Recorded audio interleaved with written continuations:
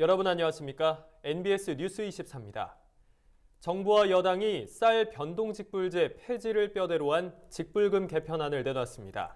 그런데 학계와 농민단체에서는 변동직불제 폐지는 시기상조라는 우려의 목소리를 높이고 있습니다. 자세한 내용 김인경 기자가 전합니다. 최근 박완주 더불어민주당 의원은 2020년부터 쌀 고정직불제와 변동직불제, 그리고 밭직불제, 조건분리지역 직불제를 통합하는 내용의 농업소득의 보전에 관한 법률 개정안을 대표 발의했습니다.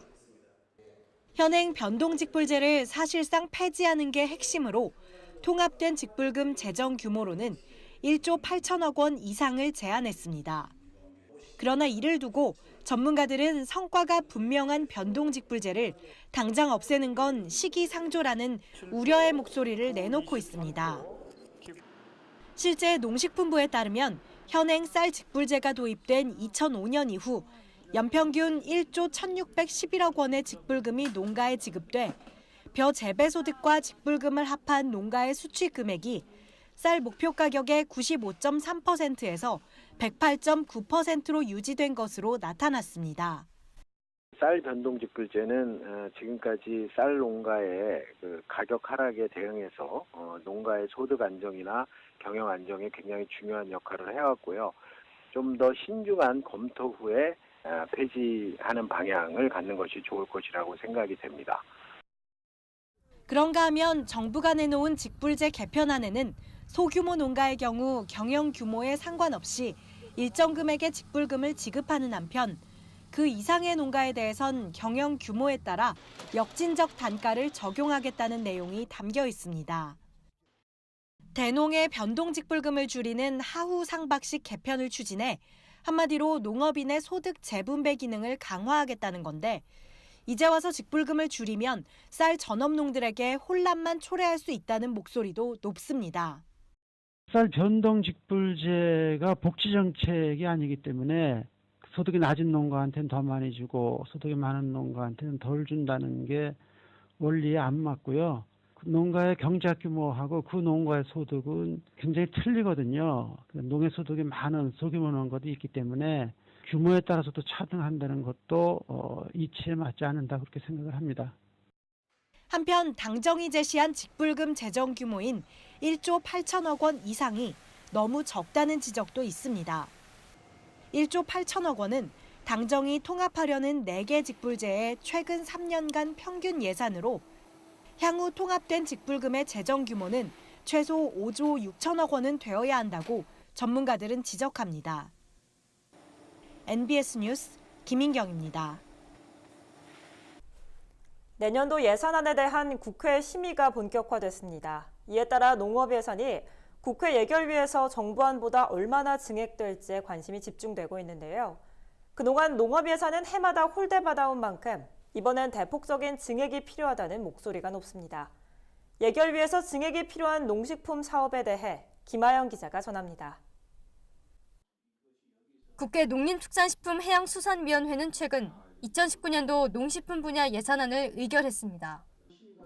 농식품부 소관 예산안은 16조 3,192억 원으로 정부안보다 11.4% 늘어났습니다. 이 가운데 예산 증액이 필요한 농식품 사업은 먼저 논타작물 재배 지원 사업, 즉 생산조정제입니다. 생산조정제 이행률이 83%에 그친 데다 올해 수확기 쌀값이 지난해 수확기 대비 27% 상승한 상황이어서 예산 증액을 통한 지원 단가 상향이 반드시 필요하다는 지적인데요. 내년 예산안에서 생산조정제는 당초 정부안보다 360억 8,700만 원 증액된 2001억 6,600만 원으로 의결되면서 타작물을 재배하는 농가에 대한 지원금을 1헥타르당 평균 340만 원에서 400만 원으로 올리고 논 배수 개선을 위한 지원금 역시 1헥타르당 60만 원으로 신설할 것이라는 전망입니다. 한편 초등학교 돌봄교실 학생 24만 명에게 무상으로 과일 간식을 제공하는 학교 과일 간식 지원 사업 역시 사업 확대를 위한 예산 증액이 필요해 보입니다. 앞서 농식품부는 내년 사업 대상 학생 수를 89만 명으로 확대하기 위해 272억 원을 요구했지만 재정 당국이 사업 확대에 난색을 표하면서 예산이 올해와 같은 72억 원만 반영됐습니다. 그러나 농해 수위가 72억 원을 증액하면서 144억 원으로 의결한 만큼 이 예산이 예결위에서 반드시 관철돼야 한다는 게 농업계의 주장입니다. 그런가 하면 농업 분야 사회 간접 자본, SOC 사업도 있습니다. 농업 분야 SOC는 가뭄이나 홍수 등 자연재해에 대비하는 성격의 사업인 만큼 지속적인 투자가 필요하다는 지적인데 이 사업 예산은 1조 8,868억 원으로 편성되면서 올해보다 4.1%나 감소했습니다. 이 밖에도 학교 등 공공급식에서 우리 농산물이 더 많이 사용되도록 하는 지역 단위 푸드플랜 구축 지원 사업과 축사시설 현대화 사업, 농업재해보험 등의 예산도 증액되어야 한다는 목소리입니다. MBS 뉴스 김아영입니다. 농업계의 이슈를 깊이 있게 전해드리는 수요기획 시간입니다. 확 바뀐 농산물 소비 트렌드와 그 이유를 수요기획에서 짚어드리고 있는데요. 오늘은 그 마지막 순서로 안전하고 깨끗한 농산물 소비 확대 추세에 대해 알아보겠습니다. 신건 기자가 취재했습니다. 한국전쟁의 여파가 남아있던 1970년대 초반. 식구는 많았지만 먹을 것이 없던 그 당시 식품 선택의 우선순위는 양이었습니다. 이후 산업화 바람이 불면서 1980년대 소비자들은 많이 먹는 것이 아니라 영양소를 따져 다양한 식품을 골고루 먹는 것에 중점을 뒀습니다. 1990년대부터는 식품의 질의 우선순위를 둬 하나를 먹더라도 더 좋은 식품을 먹자는 쪽으로 소비 추세가 바뀌었습니다. 이러한 추세가 2000년대에는 잘 먹고 잘 살자는 웰빙 열풍으로 이어졌습니다. 그러나 각종 세균과 바이러스에 감염된 농식품이 유통되는 등 세계 곳곳에서 식품 위생 문제가 대두되자 소비자들은 식품 안전성을 염두에 두기 시작했습니다. 유기농 등 친환경 농산물을 찾는 소비자들이 꾸준히 늘어나는 것도 이 때문입니다. 친환경 농산물은 가격이 좀 비싸다고 해도 일단 믿고 안전하게 우리가 먹을 수가 있으니까 또 가족들 건강 생각을 해가지고 친환경 제품, GAP 제품을 많이 이용하고 있습니다. 정부도 이러한 추세에 발맞춰 지난 1999년부터 친환경 농산물 인증 제도를 시행하고 있습니다. 농약과 화학 비료를 사용하지 않은 농산물을 유기농산물, 농약을 사용하지 않은 농산물을 무농약 농산물로 구분하고 있습니다. 또 보다 안전한 농산물의 생산 유통을 위해 농산물의 이력을 투명하게 관리하는 GAP 인증 제도도 시행 중에 있습니다. 이러한 인증 제도는 농가 소득을 높이는 데에도 기여하고 있습니다. 국립농업과학원이 서울 가락동 농수산물 도매시장의 깻잎 경매 가격을 조사한 결과 일반 농산물보다 유기농은 1.5배, 무농약은 1.3배, GAP는 1.2배 높은 것으로 나타났습니다. GAP 인증을 받기 전보다 GAP 인증을 받고 나서 소득이 향상되는 건 사실이고 GAP 인증 받고 나면서부터 주변 환경 관계, 이 작업 관계 이런 거를 첨결을 위주로 하기 때문에 그러다 보니까 우리 자신도 소비자한테 맘 놓고 물건을 권할 수도 있고 그래서 자신감이 생기고 유통업계도 친환경 안전농산물에 대한 수요를 충족시키기 위해 발빠르게 움직이고 있습니다. 충남 만인산 농협은 GAP 인증 농산물에 생산자 사진을 붙여 신뢰도를 높였고 풀무원 푸드머스는 전국에서 올라오는 GAP 농산물의 위생 유통을 관리하는 GAP 센터를 업계 최초로 설립했습니다. 롯데마트 역시 오는 2020년까지 GAP 농산물의 취급을 확대해 소비자들에게 보다 안전한 먹거리를 제공할 계획입니다. 시대별로 달라진 소비자들의 농식품 소비 트렌드. 소비자의 기호와 욕구를 한 발 빠르게 읽고 반영하려는 노력이 계속될 때 우리 농업의 경쟁력이 한 단계 더 높아질 것이라고 전문가들은 주문합니다. MBS 뉴스 신건입니다. 충남 금산의 추부 깻잎이 일본 수출길에 오릅니다. 그동안 안전성 문제로 깻잎 수출은 거의 이루어지지 않았는데요. 최근 만인산 농협이 국내 최초로 깻잎 양액 재배에 성공하면서 본격적인 수출길에 오르게 된 겁니다. 최다혜 기자가 보도합니다. 추부 깻잎으로 유명한 금산 깻잎. 다른 깻잎보다 향이 강하고 잎이 두꺼워 명품 농산물로 인정받아 왔는데요. 그런데 이 금산 깻잎이 본격적으로 일본 수출길에 오르게 됐습니다. 그동안 잔류 농약 등 안전성 문제로 일본 수출이 거의 되지 않았던 깻잎. 이러한 문제를 해결하기 위해 금산 만인산 농협은 국내 최초로 스마트 온실에서 고설식 양액 재배를 실시했고 첨단 스마트 시설로 온습도 조절을 하는 등 병충해에 강한 고품질 깻잎 재배 환경 조성에 공을 들였습니다. 깻잎이 생육하는데 가장 필요한 영양분들을 제대로 공급하기 위해서 하이브리드를 하게 됐고요. 우리 생산자뿐만 아니라 농협을 중심으로 해서 우리 만인산 유통센터가 상당히 생산 과정 그리고 재배 과정 그런 유통 과정까지 전반적으로 신경을 쓰고 있기 때문에 안전하게 이렇게 드실 수 있는 그런 깻잎으로 거듭나고 있습니다. 만인산 농협의 깻잎은 8월과 10월 두 차례에 걸쳐 일본에 샘플을 수출한 결과 통관상 문제가 전혀 발견되지 않았습니다. 정식 통관의 가능이 확인된 겁니다. 일본에서 요구하는 그 안전 조건들을 좀 제대로 맞추기 위해서 한 2번 정도 수출을 했는데 전부 다 100% 통관이 된 상태고요. 지난 20일 한국농수산식품유통공사는 충남 금산 만인산 농협 산지유통센터에서 금산군과 제1한국농식품연합회, 만인산 농협, 그리고 선일푸드와 함께 깻잎 일본 수출 확대를 위한 5자 간 MOU를 체결했는데요. 이로써 정식적인 일본 시장 진출이 가능해졌습니다. 예, 정말 까다롭다고 소문난 일본에서 저희 만인산 농협 추부 깻잎이 드디어 수출길을 열었는데요. 지금 이 수출길은 저희 센터뿐만 아니라 농가들의 힘이 없었더라면 어려울 거라고 생각됩니다. 이 길을 열어서 일본뿐만 아니라 전 세계 어디라도 저희 만인산 농협 추부 깻잎을 납품할 수 있도록 최선을 다하겠습니다. 한국농수산식품유통공사는 정식 통관이 성공함에 따라 일본 내 도소매 외식 체인은 물론 한식당 중심으로 금산 깻잎의 판로를 확대해 나가겠다는 전략을 밝혔습니다. MBS 뉴스 최다혜입니다. 앞으로는 국내산 쌀로 만든 떡을 미주 지역의 중국계 대형마트에서도 보실 수 있습니다. 그동안 쌀떡은 한인마트를 중심으로만 볼 수 있었는데요. NH농협무역과 정남농협이 규모가 큰 화교시장에 쌀떡을 수출하는 데 성공했습니다. NH농협무역이 최초로 미주 지역 중국계 대형마트에 국내산 쌀떡을 수출하는 쾌거를 이뤘습니다. 농협무역과 경기 화성 정남농협은 지난 26일 규모가 큰 화교시장에 국내산 쌀떡 10톤을 컨테이너 단위로 처음 수출했다고 밝혔습니다. 그동안 국내산 쌀떡은 미주 지역으로 수출되어 왔지만 주로 한인마트 중심인 반면 이번 수출은 중국계 대형마트라는 점에서 그 의미가 큽니다. NH농협무역의 미국 법인인 농협아메리카는 동부지역 13개 지점과 서부지역 4개 지점을 보유한 GW마켓에 쌀떡을 공급할 예정입니다.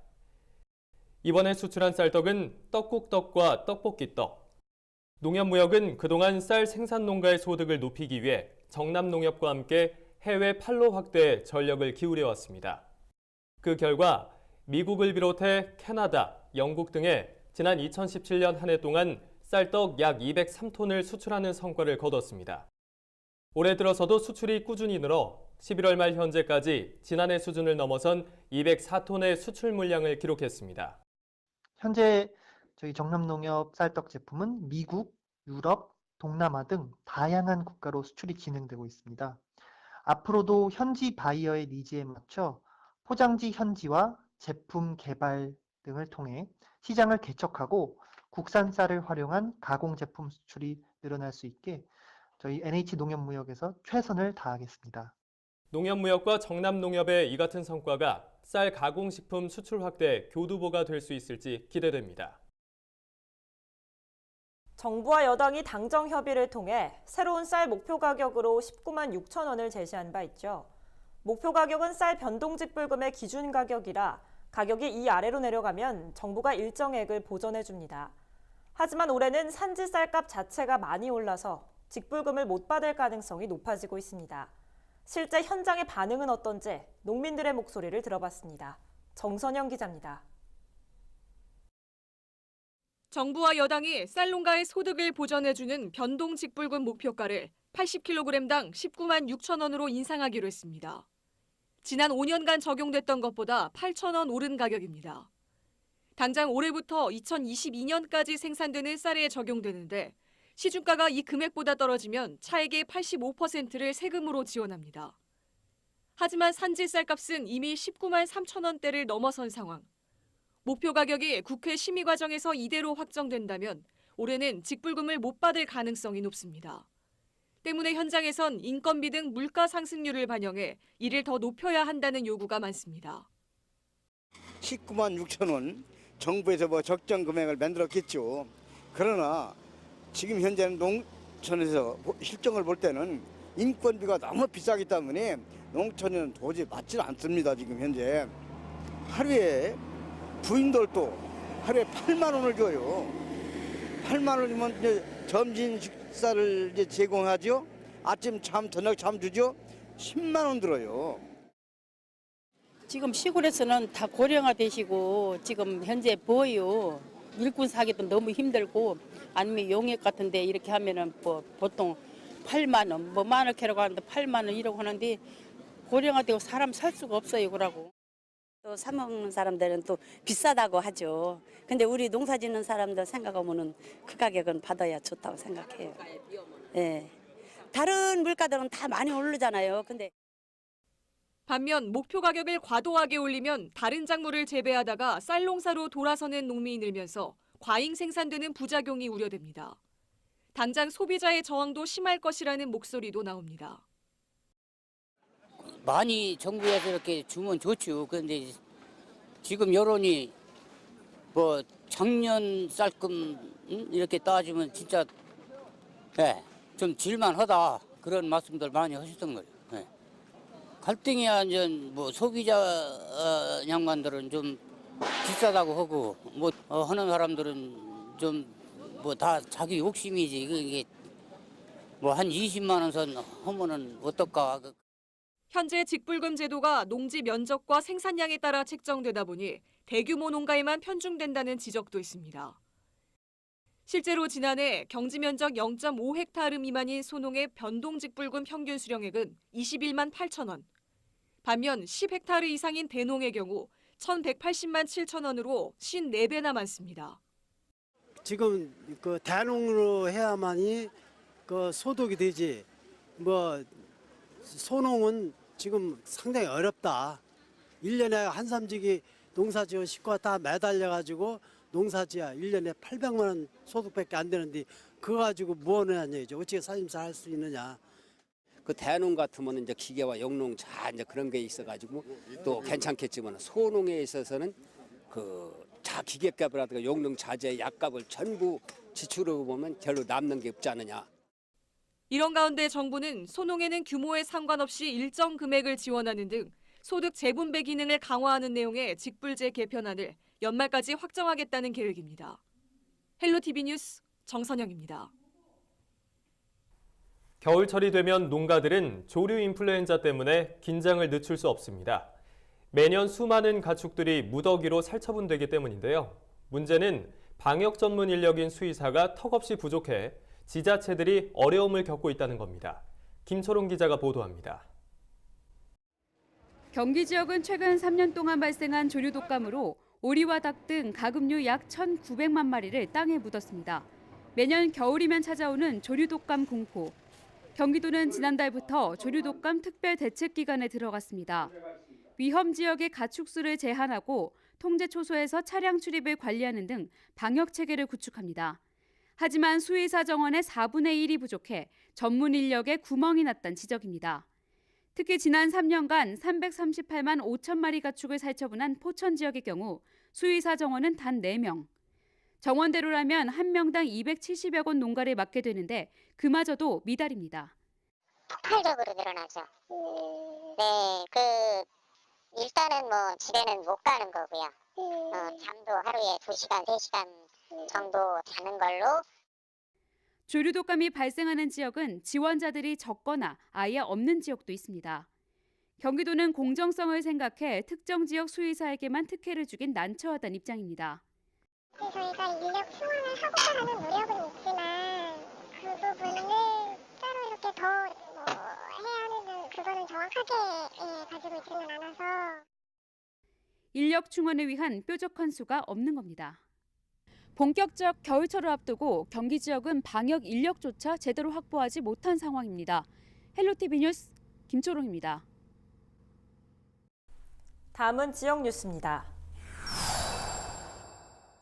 대구시가 가로수에서 떨어지는 낙엽을 수거해 농가에 퇴비로 무상 제공하는 친환경 재활용 사업을 추진합니다.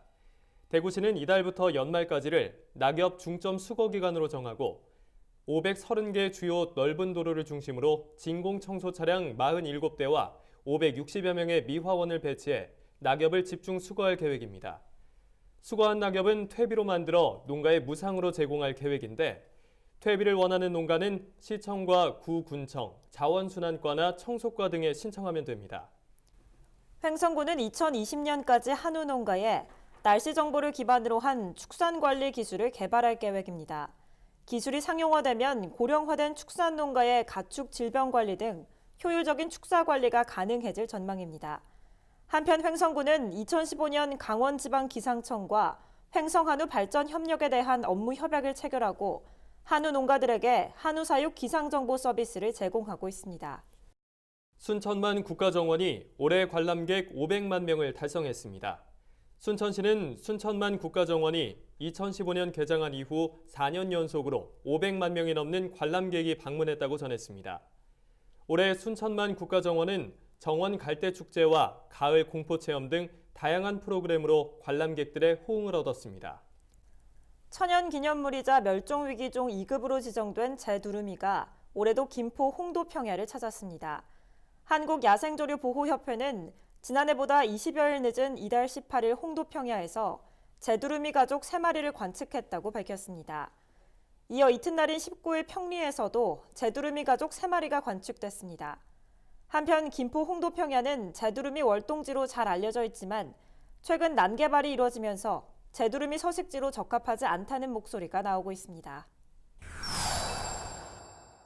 계속해서 증권 시황 전해드립니다. 네, NH투자증권입니다. 코스피가 2100선을 회복했습니다. 미국 증시 운풍에 상승 출발한 코스피는 장 초반 보합세를 이어가다가 외인과 기관의 매수에 힘입어 상승폭을 확대했습니다. 한편 코스닥 지수는 제자리 걸음으로 마감했습니다. 오늘 코스피는 8.8포인트 상승한 2108.22를 기록했고 코스닥은 0.55포인트 내린 700.12의 장을 마감했습니다. 투자 주체별로는 외국인과 기관이 1,128억 원, 342억 원씩 순매수했고 개인은 1,535억 원의 팔자세를 기록했습니다. 업종별로는 등락이 엇갈렸습니다. 전기가스업이 3%대 강세를 기록했고 통신업도 2.7%의 오름세를 보였습니다. 다만 종이목재와 철강, 금속, 은행은 하락 마감했습니다. 시가총액 상위 종목들도 희비가 엇갈렸습니다. 5G 수혜 기대감에 통신 3사가 모두 강세를 기록했고 네이버도 자회사 라인의 일본 인터넷은행 설립 소식에 상승했습니다. 또 한국전력이 방글라데시 사업 수주 소식에 강세를 보였고 화장품주도 중국 수출 절차 간소화에 따라 오름세를 이어갔습니다. 한편 포스코는 반등 하루 만에 약세로 돌아서며 신저가를 기록했고 롯데케미칼도 4% 가까운 내림세를 보였습니다. 전일 뉴욕 증시는 미중 무역 합의 기대감에 상승했고 오늘 중국과 일본 증시 역시 강세로 마감했습니다. 오늘 원달러 환율은 2.9원 내린 1,126.5원의 거래를 마쳤고 3년 만기 국고채 금리는 1.908%를 기록했습니다. 지금까지 NH투자증권이었습니다. 저희가 준비한 소식은 여기까지입니다. NBS 뉴스 24 마칩니다. 함께해 주신 여러분 고맙습니다.